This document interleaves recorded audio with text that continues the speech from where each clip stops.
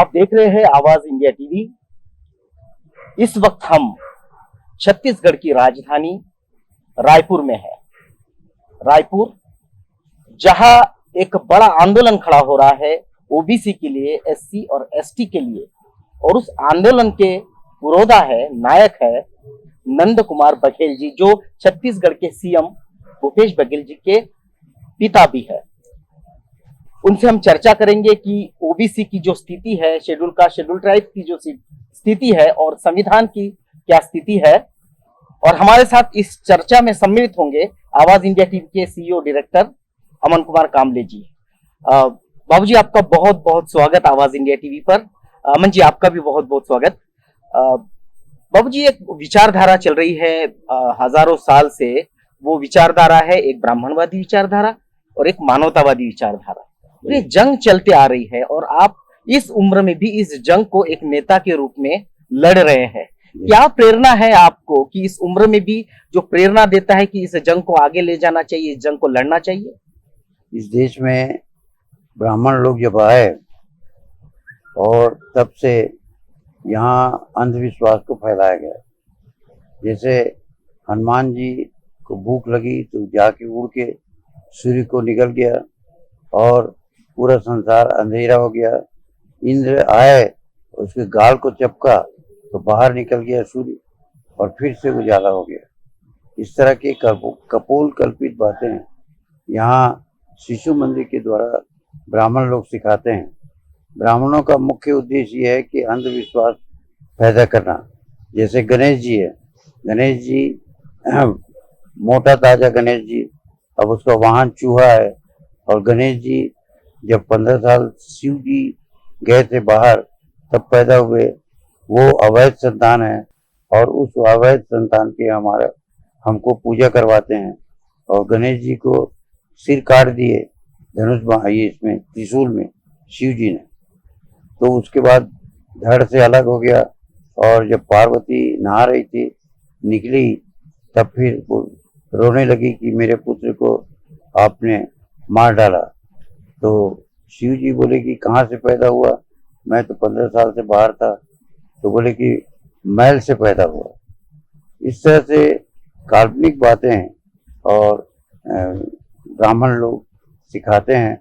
और इस आज के युग में ये भारत के लिए बहुत खतरनाक है, क्योंकि हमारे बच्चे शुरू से फोन के द्वारा वो सीख जाते हैं और काल्पनिक बातों पर विश्वास नहीं करते। इसलिए माँ बाप यदि कहते हैं कि गणेश जी पर अगरबत्ती घुमाया करो तो हवा कह देता है, लेकिन कुछ दिन के बाद वो छोड़ देता है जी। क्योंकि हम अब आगे बढ़ रहे हैं और इस देश के जो मूल निवासी हैं वो गौड़ी संस्कृति का है। हमारा गौड़ी संस्कृति का अर्थ है गंड, मतलब पांच प्रकृति को मानने वाले को गौड़ कहते हैं। और गौड़ का जो मुख्य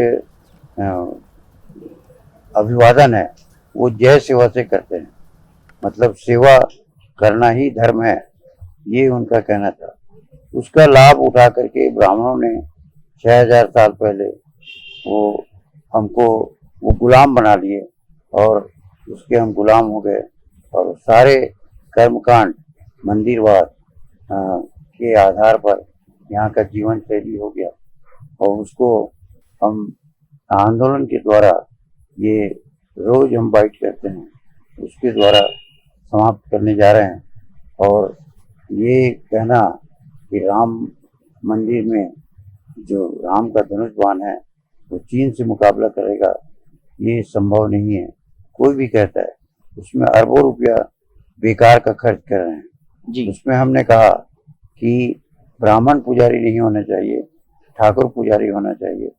और योगी राज ठाकुर हैं, राम भी ठाकुर हैं, तो इसलिए सारे ब्राह्मणों को बाहर भगाया जाए और योगी राज उसकी पुजारी बने, ये हमने कहा है। इसी तरह स्टालिन का जो दक्षिण में है, उन्होंने मुख्यमंत्री तमिलनाडु, उन्होंने मंदिरों का पुजारी शेड्यूल कास्ट को बनाया है और मंदिरों को शिक्षा का केंद्र बनाया है। आज आवश्यकता इस बात की है कि सभी शिक्षण केंद्र को मंदिरों को शिक्षा केंद्र बनाया जाए और उनको देवी देवता है वो उसको हटाया जाना चाहिए। सर, मैं आपसे जानना चाहता हूँ कि आपको जो है देश के लोग कहते हैं कि आप मध्य भारत के पेरियार हैं। इस तरह से दक्षिण भारत में पेरियार रामास्वामी नायकर ने एक बहुत बड़ा आंदोलन खड़ा किया और एक नींव रखी। इस तरह से आपके बारे में भी कहा जाता है। तो आपने इतने सालों से जो कुछ संघर्ष किया है, जो मेहनत की है, तो क्या लगता है आपको कितना बदलाव आया है समाज में? बदलाव तो बहुत आया है, क्योंकि सारे ब्राह्मण हमको गाली बकते हैं, यही बदलाव है। नहीं तो अगर कहीं हम इस बंगले में बैठे रहते तो गाली नहीं बकते जी। ये हमारी उपलब्धि है।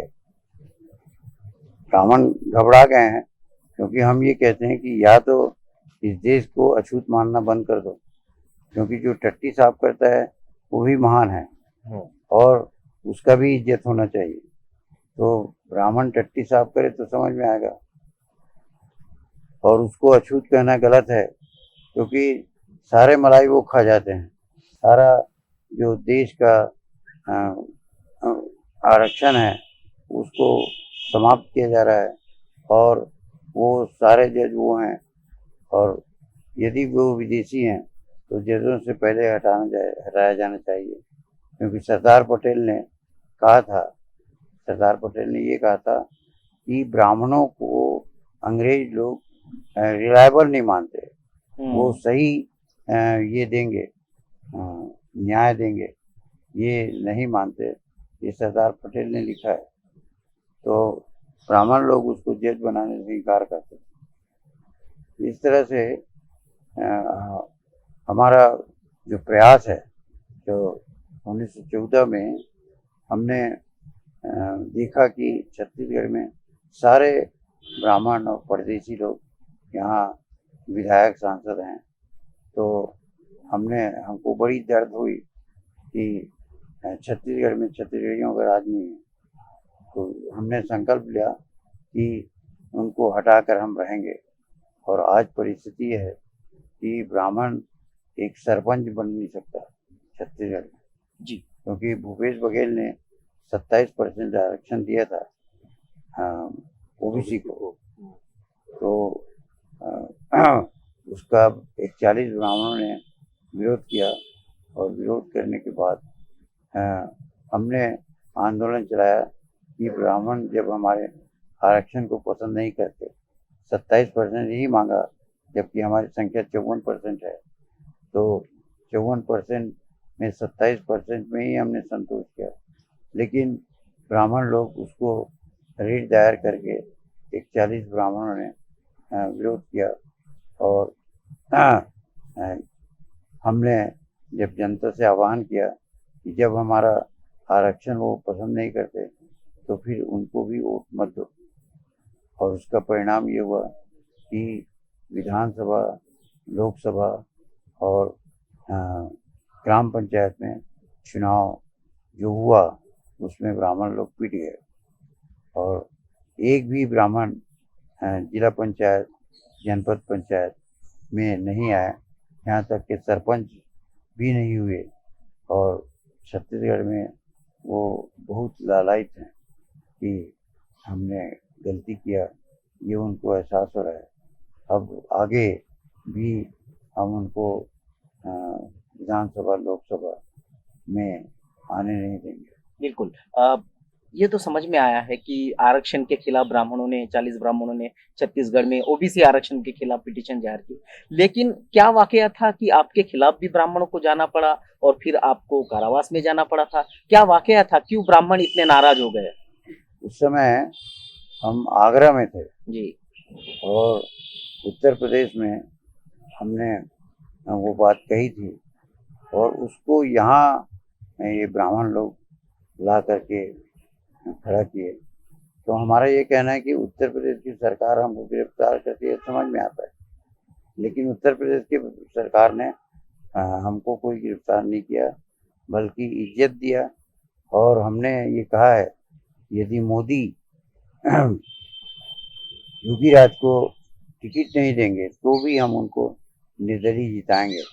और ठाकुर वहाँ का जो पुजारी है ठाकुर होना चाहिए, ब्राह्मणों को निकाल बाहर करना चाहिए।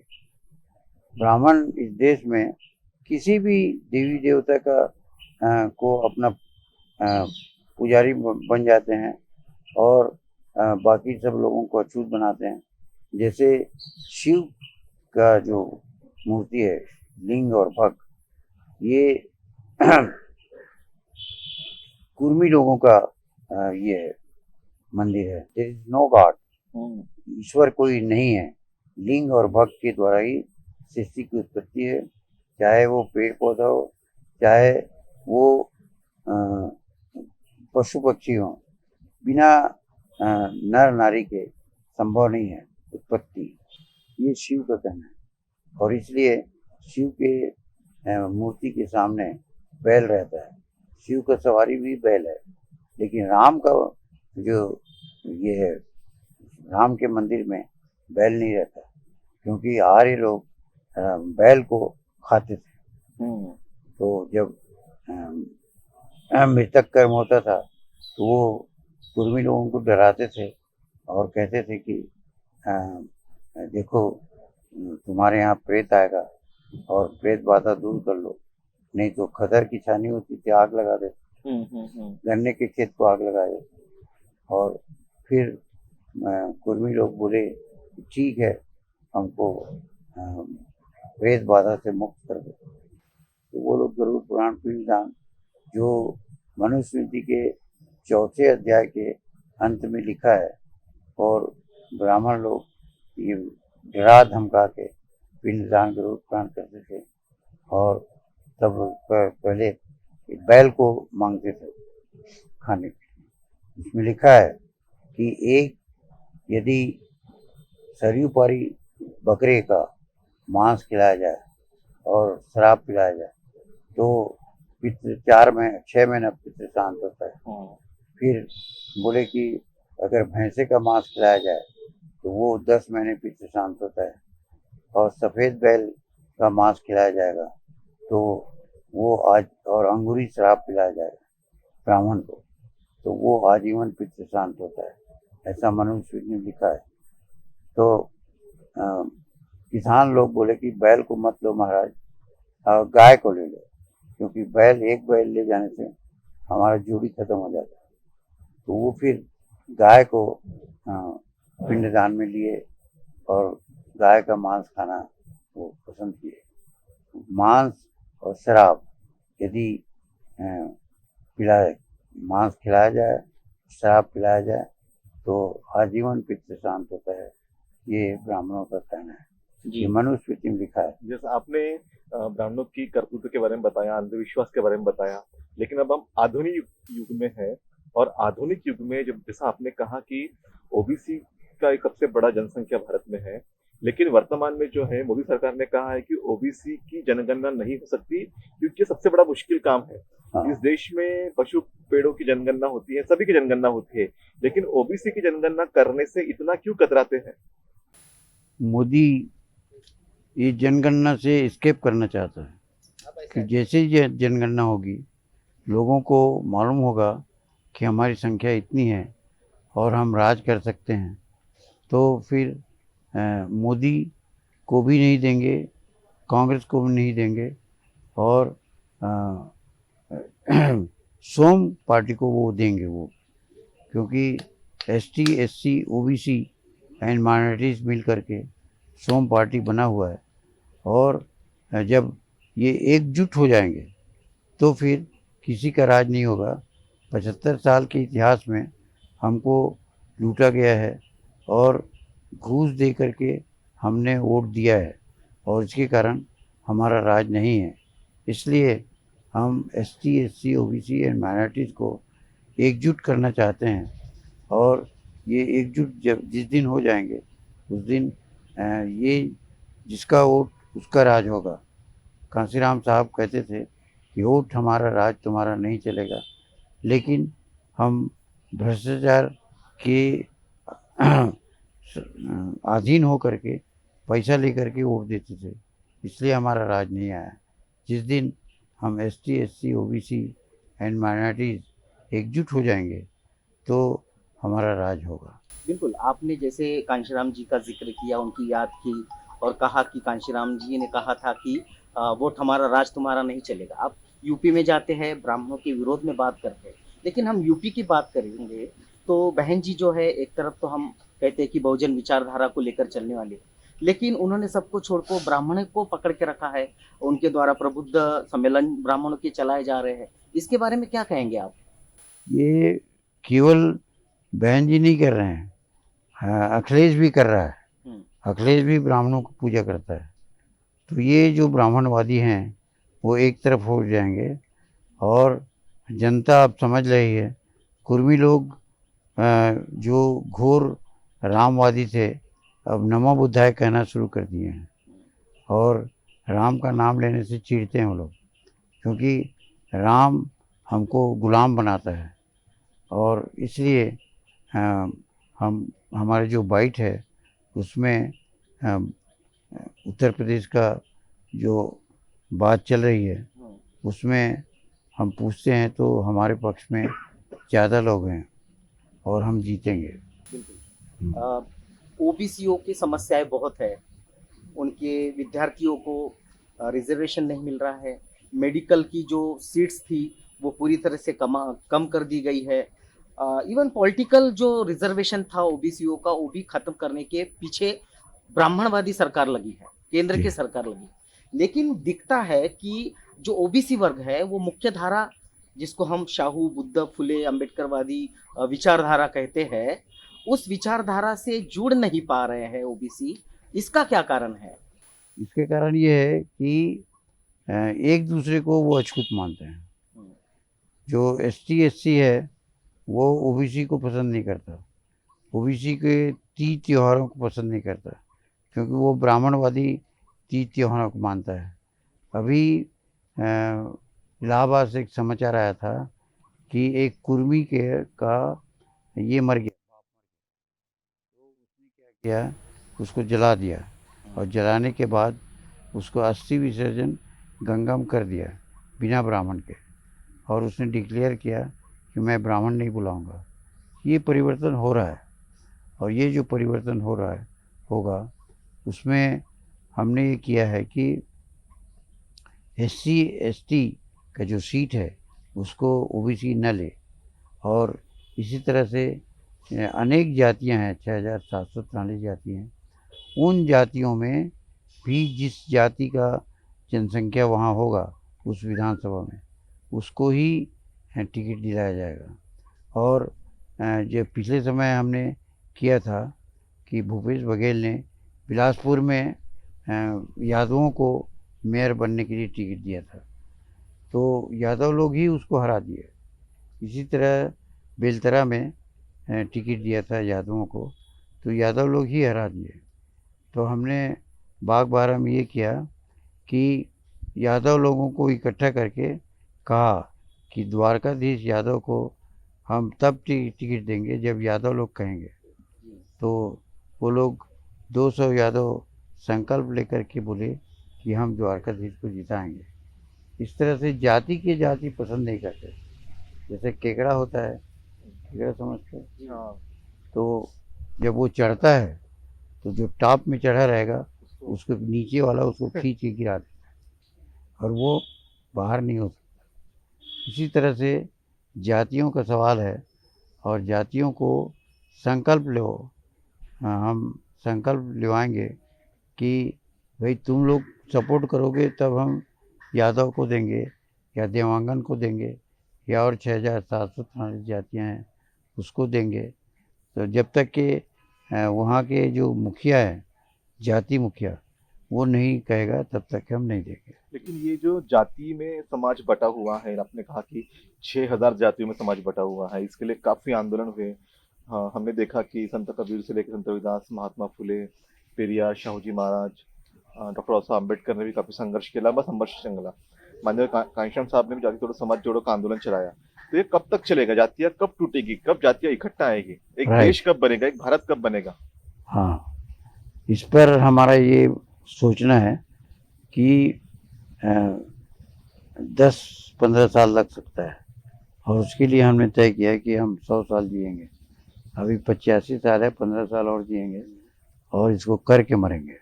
बाबूजी कहते हैं कि गंगा से ओल्गा के लिए जाने के लिए तैयार हो जाओ। तो ये लड़ाई है हमारे अस्तित्व की, हमारे संघर्ष की, और बाबूजी इस संघर्ष को आगे बढ़ाते हुए लेके जा रहे हैं, आने वाली पीढ़ियों तक पहुंचाने की कोशिश कर रहे हैं। आप देख रहे हैं आवाज इंडिया टीवी।